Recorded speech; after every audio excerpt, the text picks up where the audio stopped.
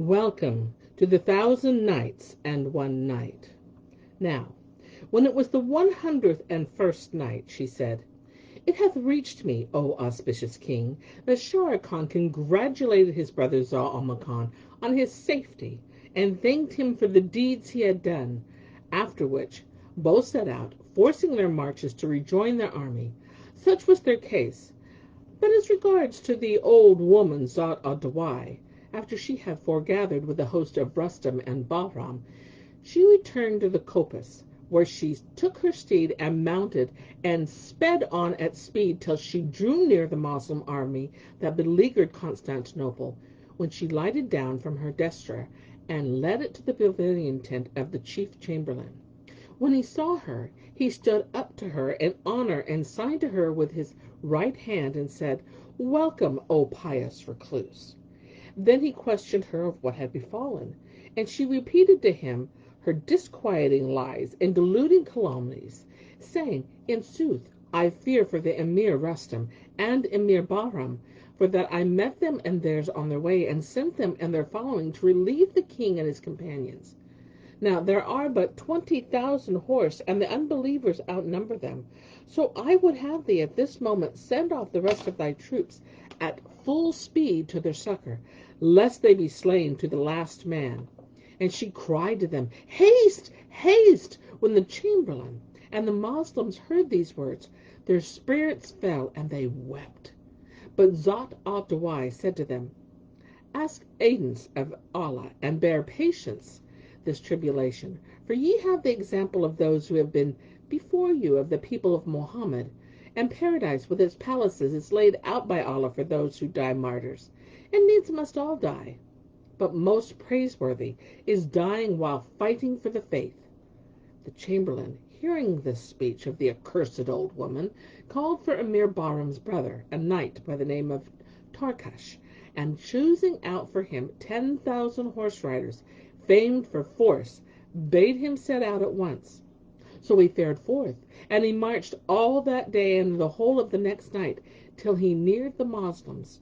When daylight dawned, Sharrkan saw the dust cloud about them, and feared for the men of all Islam, and said, "If these troops which are coming up be Moslem men, our victory is assured by them. But if these be Nazarenes, there is no gainsaying destiny's decrees."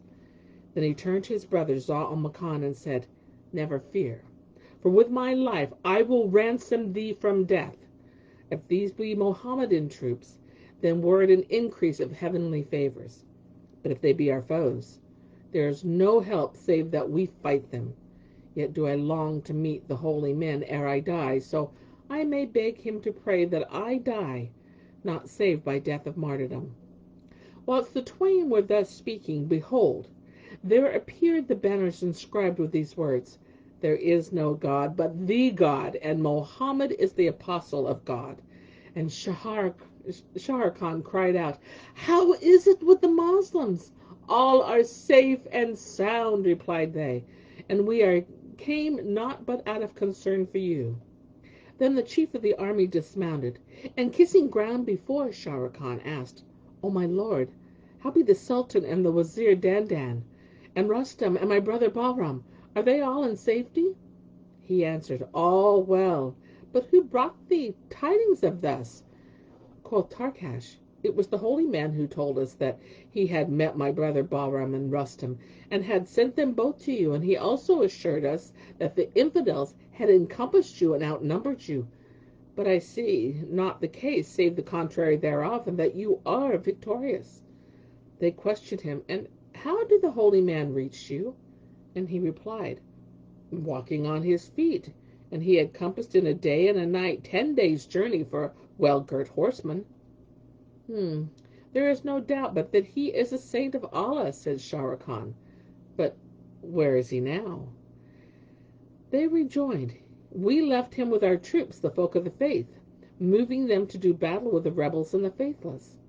Thereat Sharrkan rejoiced, and all thanked Allah for their own deliverance and the safety of the holy man, and commended the dead to his mercy, saying, "This was writ in the book." Then they set out making for Constantinople by forced marches.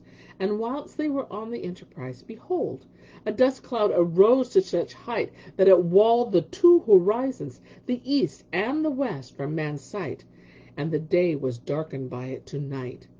But Sharrkan looked at it and said, Verily, I fear lest this be the infidels, who have routed the army of al-Islam, for that this dust walleth the world, east and west, and hideth the two horizons, north and south. Presently appeared under the dust a pillar of darkness, blacker than the blackness of dismal days. Nor ceased to come upon them that column more dreadful than the dread of the day of doom. Horse and foot hastened up to look at it, and know the terrors of the case, when behold, they saw it to be but the recluse aforesaid. So they thronged rout to kiss his hands, and cried out, O people of the best of mankind, the lamp which shineth in darkness blind, verily the infidels have outwitted the Moslems by guile, for they fell upon the host of the one God, whilst they deemed themselves safe from the faithless, and attacked them in their tents, and made a sore slaughter of them, that while they look for no while. So hasten to the aid of the believers in the unity of God, and deliver them from those who deny him. Now, when Sharrkan heard these words, his heart flew from his breast with sore trouble, and alighting from his steed in amazement, he kissed the recluse's hands and feet. On likewise did his brother Zal-Makan and the rest of the foot and horse troops, except the Wazir Dandan, who dismounted not, but said, By Allah, my heart flieth from this devotee, for I never knew such a devotion to religion, but bred not bane. So leave him and rejoin your comrades the Moslems, for this man is in the outcast from the gate of the mercy of the Lord of the three worlds. How often I have here made razas with King Omar bin al-Nu-uman, and trodden the earth of these lands. Says Sharrkan, Put away from thee such evil thought. Hast thou not seen this holy man exciting the faithful to fight, and holding spears and swords light? So slander him not, for backbiting is blamable and poisoned in the flesh of the pious. Look how he inciteth us to fight the foe. And did not Almighty Allah love him? He had cast him aforetime into fearful torment. Then Sharrkan bade bring a Nubian mule for the ascetic to ride, and said, Mount, O pious man, devout and virtuous. But the devotee refused to ride, and feigned self-denial that he might attain his end. And they knew not that his holy personage was like him of whom the poet saith, He prayeth, and he fasteth, for an end he doth espy. When once his end is safely won, then fast and prayer goodbye. So the devotee ceased not to walk among the horsemen and the footmen, like a wily fox, meditating guile, and began to uplift her voice, chanting the Koran and praising the Compassionate One. And they continued pressing forward till they approached the camp of al-Islam, where Sharrkan found the Moslem in conquered plight, and the chamberlain upon the brink of falling back in flight, whilst the sword of Greece havoc dight among the faithful, the righteous, and those who work upright. And Shahrazad perceived the dawn of the day, and ceased saying her permitted say.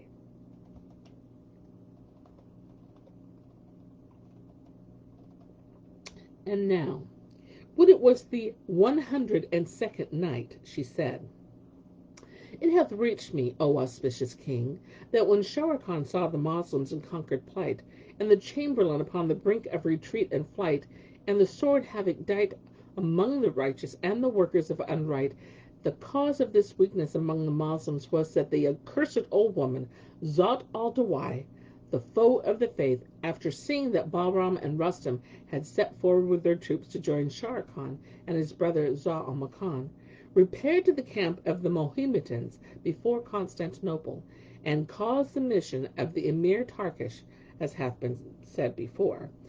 In this her purpose was to divide the Moslem forces, the better to weaken them. Then she left them and entered Constantinople, and called with a loud voice on the knights of the Greeks, saying, Let me down a cord, that I may tie thereto this letter, and do ye bear it to your king Aphrodon, that he may read it, and to my son King Hardab, that they both do what is written therein of bidding and forbidding.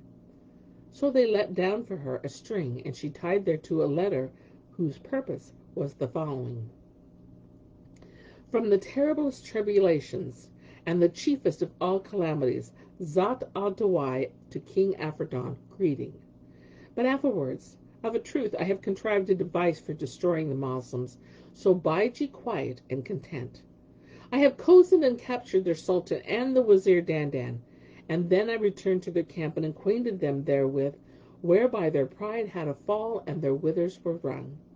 And I have so wrought upon the host leaguering Constantinople that they have sent 10,000 men under the Emir Tarkash to succor the captives, of whom there be now few left. It is therefore my object that ye sally forth against them with all your power, whilst this day endureth, and that ye fall on them in their tents, then that ye leave them not till ye shall see slain them every last man. For verily, the Messiah looketh down upon you, and the Blessed Virgin favoreth you, and I hope of the Messiah that he forget not what deed I have done.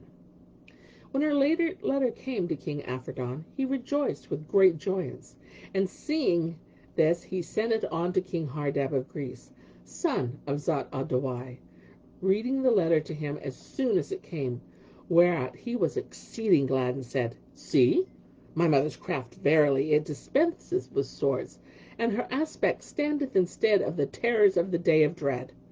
Rejoined Aphrodon, May the Messiah not bereave us of thy venerable parent, nor deprive her of her wile and guile.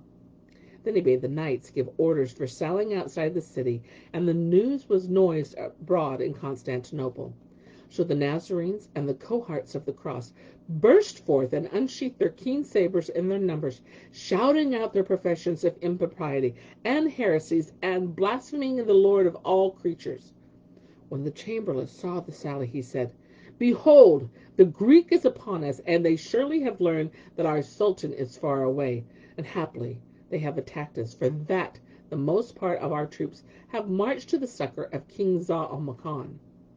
Therewith he waxed wroth, and cried out, Ho, soldiers of al-Islam, and the favorers of the true faith!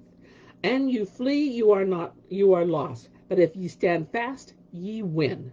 Know ye that valiancy lieth in the endurance of outrance, and that no case is so straight but the Almighty is able to make it straight. Allah assain you, and look upon you the eyes of compassion fain. Thereupon the Moslems cried out, Allahu Akbar, and the believer in the one God shouted his slogan, and whirled the mill wheels of fight with cutting and thrusting in main and might. Scimitars and spears played sore, and the plains and the valleys were swamped with gore. The priests and monks priested it, tight girding their girdles and uplifting the crucifixes, while the Moslems shouted out the professions of the requiting king, and the verses of the Koran began to sing. The host of the Compassionate One fought against the legions of Satan, and head flew from body of a man, while the good angels hovered above the people of the chosen prophet. Nor did the sword cease to smite till day darkened and night came on and was starkened. Now the miscreants had encompassed the Moslems and made sure of escaping the pains that awaited them, and the faithless greeded for victory over the faithful until the day dawned and dazzled. Thereupon the chamberlain mounted, he and his men, trusting that Allah would help them to victory, and host was mingled with host, and battle rose afoot and took post, and heads flew from trunks while the brave stood fast instead. The craven turned tail and fled, and the judge of death judged, and sentence sped, so that the champions fell from their saddles slain, and corpses cumbered meadow and plain. Then the Moslems began to give ground, and rearwards bent, and the Greek took possession of some of their tents, whereupon the Moslems were about to break and retreat and take flight, when meantime, behold, Up came Sharrkan with the rest of the host of al-Islam and the standards of the believers in unity. And having come up with them, he charged the infidels, and followed him Zau al-Makan and the Wazir Dandan, and the emirs Bahram and Rustam with his brother Tarkash. When the foe saw this, they lost head, and their reason fled. And dust clouds towered till they covered the country, while the righteous believers joined their pious comrades. Then Sharrkan accosted the chamberlain, and praised him for his steadfastness, and he in turn gave the prince joy of his timely succor and his gaining the day. Thereat the Moslems were glad and their hearts were heartened. So they rushed upon their enemies and devoted themselves to Allah in their fight for the faith. But when the idolaters beheld the standards of Mohammedan and thereon the profession of faith Islamitan, proclaiming the unity, and they shrieked, "Woe and ruin!" and besought succor of the patriarchs of the monastery. Then fell they to calling upon John and Mary and the cross abhorrent, and stayed their hands from slaughter, while King Afridun went up to consult with King Hardub of Greece. For the two kings stood one at the head of each wing, right and left. Now there was with them a famous cavalier, Lawaya hight, who commanded the center, and they drew out in battle array, but indeed they were full of alarm and affray. Meanwhile the Moslems aligned their forces, and thereupon Sharrkan came to his brother Zau al-Makan and said, "O King of the age, doubtless they mean to champion it, and that is also the object of our desire. But it is my wish to push forward the stoutest heart of our fighters, for by forethought is one half of life wrought." Replied the Sultan, "As thou wilt, O companion of good counsel." "It is my wish," added Sharrkan, "to stand in mid-line opposite the infidel, with the Wazir Dandan on my left and thee on my right, whilst the Emir Bahram leads the dexter wing, and the Emir Rustam leads the wing sinistral, and thou, O mighty king, shall be under the standards and the ensigns, for thou art the pillar of our defence. Upon thee, after Allah, is our dependence, and we will all be thy ransom from aught that can harm thee." Zau al-Makan thanked him therefore, and the slogan arose, and the sabre was drawn. But as things stood thus, behold, there came forth a cavalier from the ranks of Roum, and as he drew near they saw that he mounted on a slow-paced she-mule, fleeing with her master from the shock of swords. Her housings were of white silk, covered by a prayer carpet of cashmere stuff, and on her back sat a sheikh, an old man of comely presence and reverend aspect, garbed in a gown of white wool. He stinted not pushing her and hurrying her on till he came near the Moslem, and he said, "I am an ambassador to you all, and an ambassador hath naught to do save to deliver. So give me safe conduct, and permit of my speech that I communicate to you my message." Replied Sharrkan, "Thou art in safety. Fear neither sway of sword nor lunge of lance." Thereupon the old man dismounted, and taking the cross from his neck, placed it before the Sultan, and humbled himself with much humility. Then quoth he to the Moslems, "What is with thee of news?" And quoth he, "I am an ambassador from King Afridun, for I counselled him to avert the destruction of all these frames of men and temples of the Compassionate One, and to him it seemed righteous to stay the shedding of blood, and limit it to the encounter of 2 knights in shock of fight singular. So he agreed to that, and he saith to you, Verily, I will ransom my army with my life, so let the Moslem king do as I do, and with his life ransom his host. And if he kill me, there will be no stay left in the army of Roum, and if I kill him, there will be no stability with the Moslems." When Sharrkan heard this, he said, "O monk, I agree to that, for it is just that nor may be gainsaid. And behold, I will meet him in dulio, and do with him daring do, for I am champion of the faithful, even as he is champion of the faithless. And if he slay me, he will have won the day, and naught will remain for the Moslems' forces save flight. So return to him, O thou monk, and say that the single combat shall take place tomorrow. For this day we have come off our journey, and we are weary. But after rest neither reproach nor blame fear ye. So the monk returned, and he, rejoicing, to King Aphrodon and King Hardab, and told them both what Sharrkan had said. Whereat King Aphrodon was glad, with exceeding gladness, and fell from his anxiety and sadness, and he said to himself, No doubt, but this Sharrkan is their doughtiest swayer of the sword, and the durest at lunge of lance.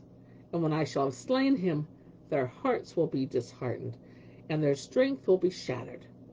Now, Zat-Adawai had written to King Aphrodon of that, and had told him how Sharrkan was a knight of the braves, and the bravest of knights, and had warned him against him.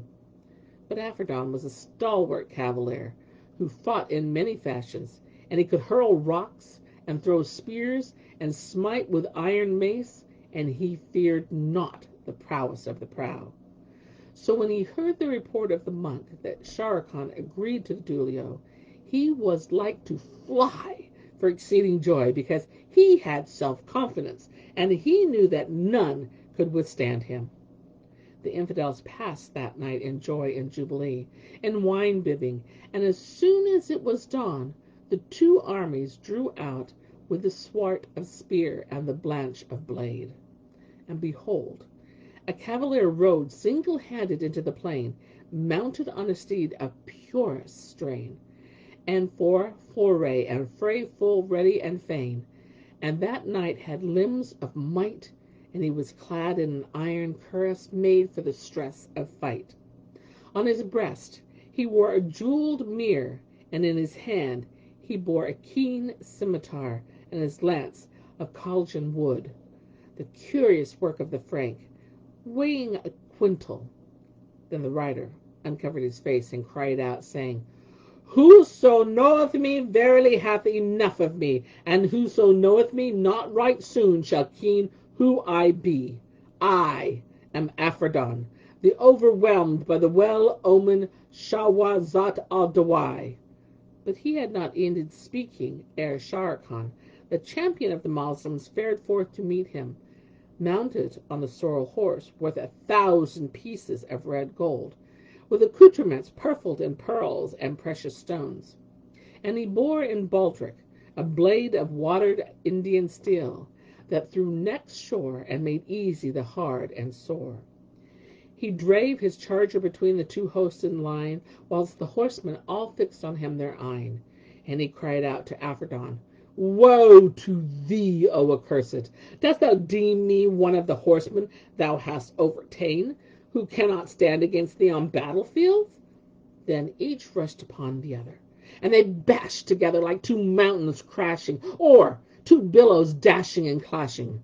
They advanced and retreated, and drew together and withdrew, and stitted not of fray and fight and weapon play, and strife and stay, with stroke of sword and lunge of lance. Of the two armies looking on, some said, Sharrkan is victor, and others, Aphrodon will conquer. And the two riders stayed not their hands from the hustle, until ceased the clamor and the bustle, and the dust columns rose, and the Dane waned, and the sun waxed yellow and wan. Then cried out King Aphrodon to Sharrkan, saying, By the truth of the Messiah, and the faith which is no liar, thou art not save a doughty rider, and a stalwart fighter, but thou art fraudful, and thy nature is not that of a noble. I ken thy work and other than praiseworthy, nor is thy prowess that of the prince. For thy people behave to thee as thou wert a slave, and see, they bring thee out a charger which is not thine, that thou mayest mount and return to the fight. But by the truth of my faith, thy fighting irketh and fatigueth me, and I am weary of cutting and thrusting with them. And if thou purpose to lay on low with me tonight, thou wouldst not change aught of thy harness, nor thy horse, till thou approve to the cavaliers thy generous blood and skill in brunt. When Sharrkan heard him saying these words concerning his own folk, behaving to him though he were a slave, he waxed wroth, and he turned towards his men, meaning to sign to them and bid them not prepare change of harness or horse, when lo, Afridun shook his throw spear high in the air and cast it at Shere Khan.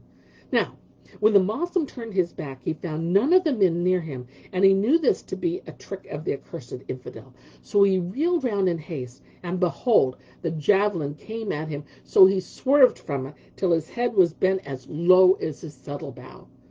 The weapon grazed his breast and pierced the skin of his chest, for Shere Khan was high-bosomed, whereupon he gave one cry and swooned away.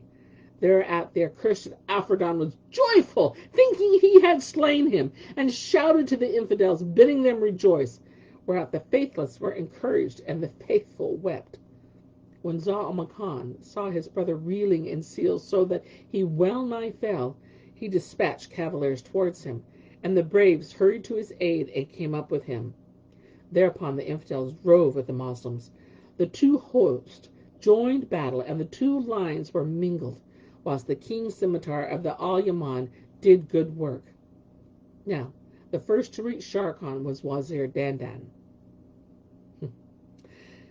And Shahrazad perceived the dawn of the day, and ceased to say her permitted say. And so do I cease the telling of this tale, until it be morrow.